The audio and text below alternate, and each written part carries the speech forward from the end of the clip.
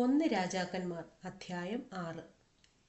Israel മക്കൾ മിസ്രയീം ദേശത്തു നിന്ന് പുറപ്പെട്ടതിൻ്റെ 480 സംവത്സരത്തിൽ ഇസ്രായേലിൽ ശലോമോന്റെ വാഴ്ചയുടെ 4 ആണ്ടിൽ 2 മാസമായ സീവ് മാസത്തിൽ അവൻ യഹോവയുടെ ആലയം പണിവാൻ തുടങ്ങി. ശലോമോൻ രാജാവ് യഹോവയ്ക്ക് പണിത ആലയം 60 മുഴം നീളവും 20 മുഴം വീതിയും 30 മുഴം ഉയരവും ഉള്ളതായിരുന്നു.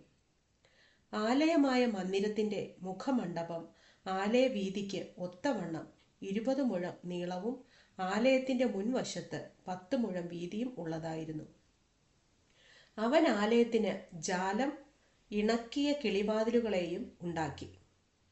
മന്ദിരവും അന്തർമന്ദിരവും കൂടിയ ആലയത്തിന്റെ ചുവരിനോട് ചേർത്ത് ചുറ്റും തട്ടുതട്ടായി പുറവാരങ്ങളും പണിത് അവയിൽ ചുറ്റും അറകളും ഉണ്ടാക്കി.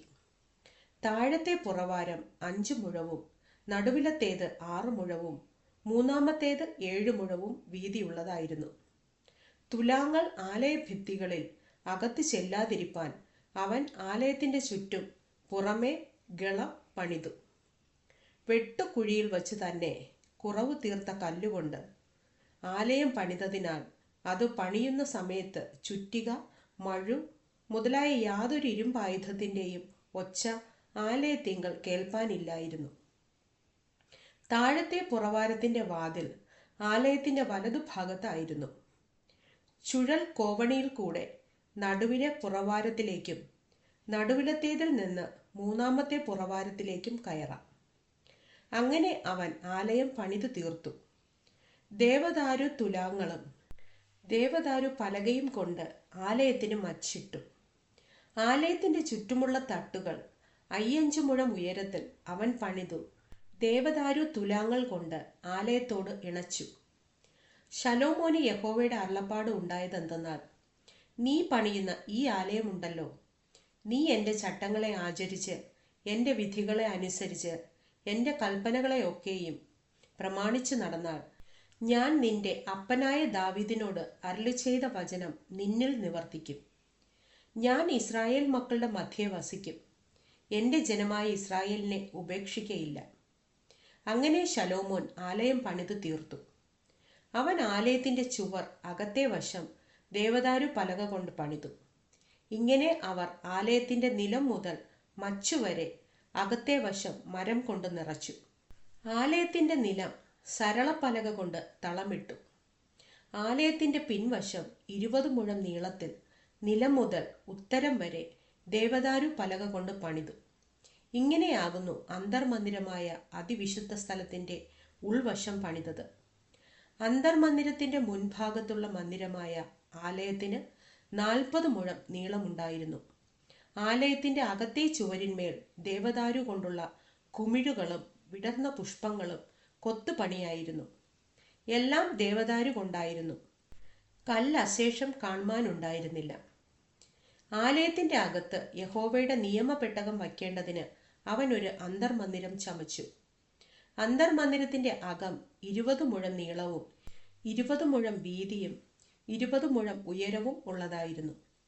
അവൻ അത് തങ്കം കൊണ്ട് പൊതിഞ്ഞു. ദേവദാരു മരം കൊണ്ടുള്ള ധൂപപീഠവും പൊതിഞ്ഞു.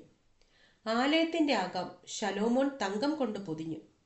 അന്തർമന്ദിരത്തിന്റെ മുൻവശത്ത് വിലങ്ങത്തിൽ പൊൻചങ്ങല കൊളുത്തി അന്തർമന്ദിരം പൊന്നുകൊണ്ട് പൊതിഞ്ഞു.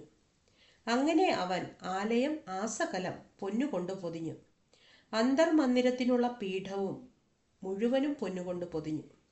അന്തർമന്ദിരത്തിൽ അവൻ ഒലിവ് മരം കൊണ്ട് 10 മുഴം ഉയരമുള്ള 2 കെരൂബുകളെയും ഉണ്ടാക്കി. ഒരു കെരൂബിന്റെ ഒരു ചിറക് 5 മുഴം, കെരൂബിന്റെ മറ്റേ ചിറക് 5 മുഴം. ഇങ്ങനെ ഒരു ചിറകിന്റെ അറ്റം മുതൽ മറ്റേ ചിറകിന്റെ അറ്റം വരെ 10 മുഴം. മറ്റേ കെരൂബിനും 10 മുഴം. കെരൂബ് രണ്ടിനും അളവും ആകൃതിയും ഒന്നു തന്നെ. ഒരു കെരൂബിന്റെ ഉയരം 10 മുഴം, മറ്റേ കെരൂബിനും അങ്ങനെ തന്നെ.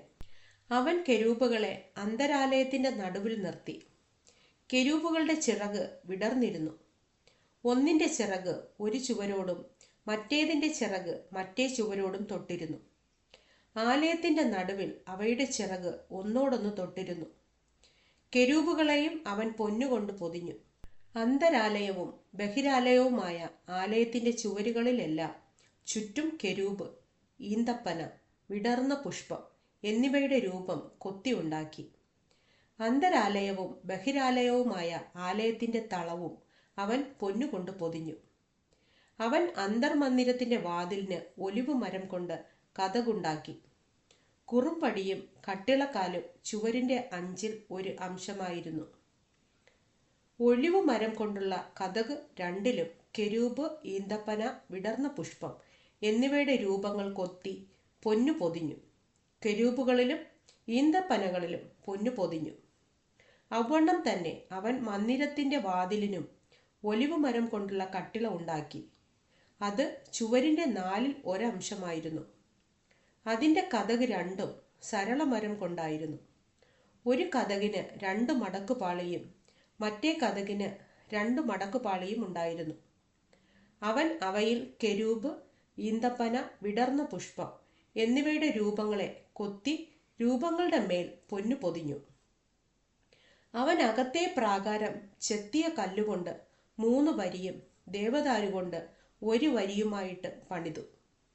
4-ാം ആണ്ട് സീവ് മാസത്തിൽ യഹോവയുടെ ആലയത്തിന് അടിസ്ഥാനമിടുകയും 11-ാം ആണ്ട് 8-ാം മാസമായ ബൂൽ മാസത്തിൽ ആലയം അതിൻ്റെ സകല ഭാഗങ്ങളുമായി അതിൻ്റെ മാതൃകാ പ്രകാരമൊക്കെയും പണിതു തീർക്കുകയും ചെയ്തു. അങ്ങനെ അവൻ 7 ആണ്ടുകൊണ്ട് അത് പണിതു തീർത്തു.